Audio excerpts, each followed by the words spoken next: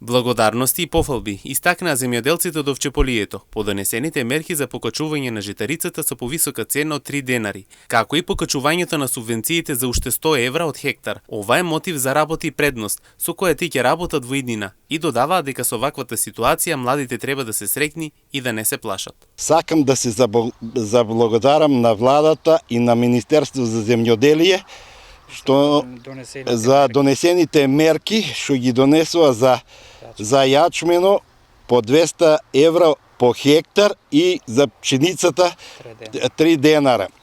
Зелената нафта што ни ја дадоа 100% ни ја дадоа. До сега па и не сме земале никогаш овие последните 30 години зелена нафта 100%.